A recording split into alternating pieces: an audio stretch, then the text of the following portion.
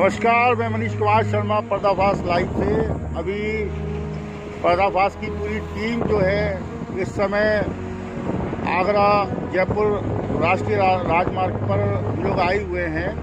जो इस समय मुद्दा चल रहा है बसों को लेकर, मजदूरों को लेकर कांग्रेस का, और उसका पूरा कवरेज करने हेतु हम लोग यहाँ आ चुके हैं और इस वीडियो के माध्यम से आपको सारा मामला हम आपको अवगत कराएंगे। देखते रहिएगा पूरी वीडियो।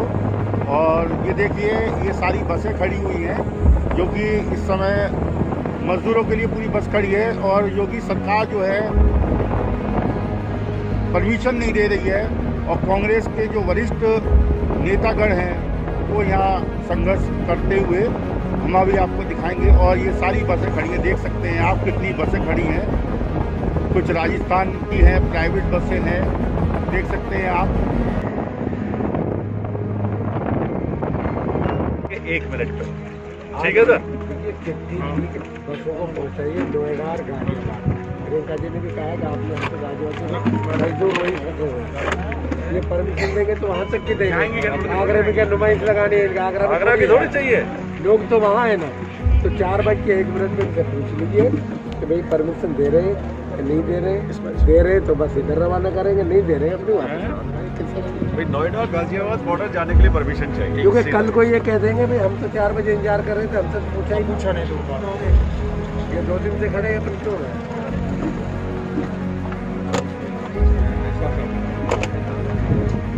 अरे उनसे क्या, इनसे पूछ लो, बात कर लो।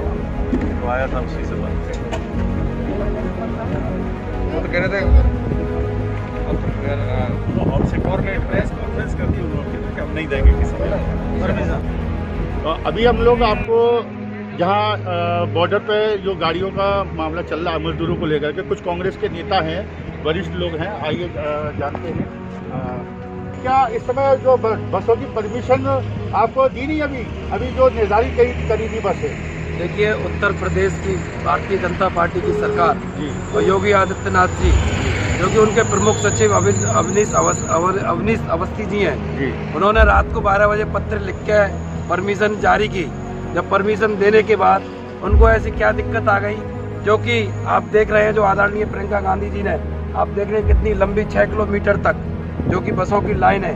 और कांग्रेस की जो राजस्थान की सरकार है, उन्होंने पूरे जो नियम है उनके अनुपालन करते हुए, चाहे फिटनेस हो, चाहे कंडक्टर का लाइसेंस हो, ड्राइवर का लाइसेंस हो, जो भी फॉर्मेलिटी जो है, कांग्रेस की राजस्थान सरकार ने बसों के लिए पूरी फॉर्मेलिटी पूरी की है।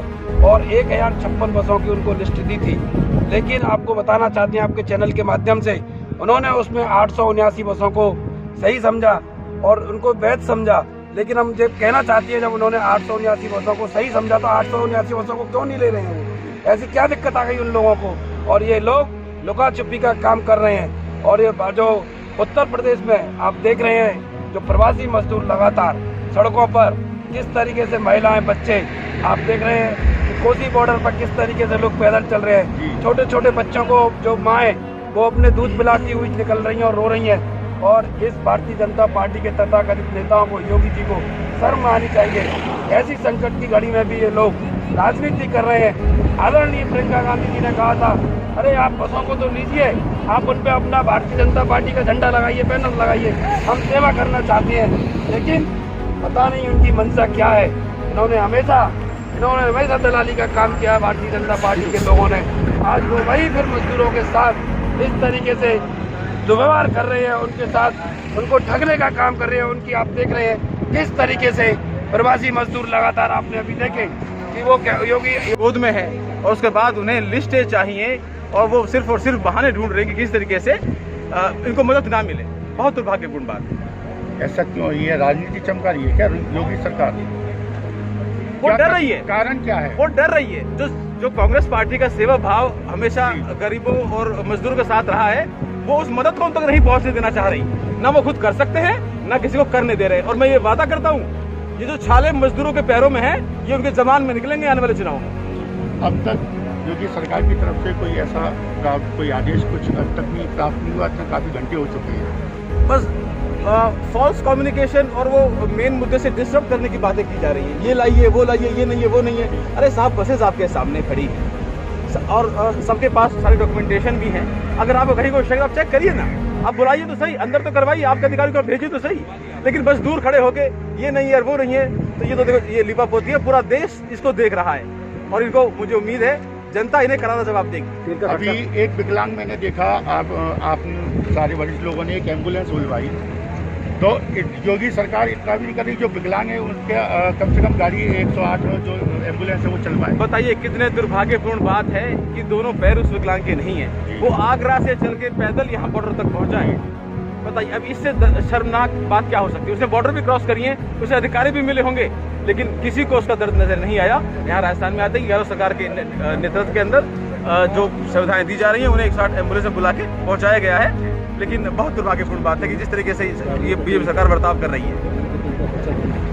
जितनी भी अभी बसें खड़ी हुई हैं, इनका जो मेंटेनेंस, जो अभी खर्चा है, जैसे डीजल है, अन्य खर्चे हैं, वो कौन वहन कर रहा है? देखिए, ये पार्टी की इनिशिएटिव है, जाहिर सी बात है। हम योगी सरकार को कोई बिल नहीं भेज रहे कि आप हमें पैसा पेमेंट करिए।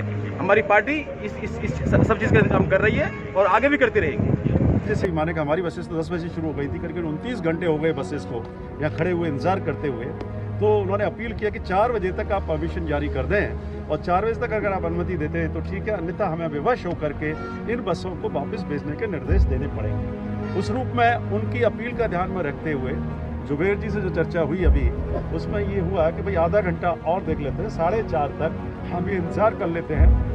तो तुरंत मैंने फिर कलेक्टर को, भरतपुर कलेक्टर को फ़ोन करके कि आप आगरा कलेक्टर के पास बात करिए, क्या कोई उनके पास कम्युनिकेशन आया है। उन्होंने स्पष्ट रूप से मना कर दिया है कि हमारे पास कोई कम्युनिकेशन नहीं है, हम बॉर्डर पर स्ट्रिक्ट हैं, हम बॉर्डर पर किसी को प्रवेश नहीं देंगे।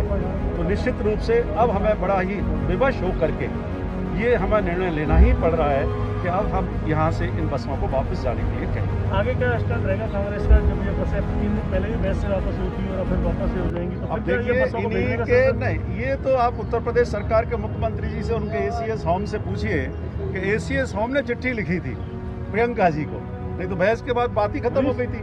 उन्होंने उसके बाद सेकंड डे चिट्ठी लिखी कि भाई हम आपको अनुमति दे रहे हैं, आप हमें बस दे दीजिए। तो उसके आधार पर ये निर्णय लिया दोबारा बस लगाने का।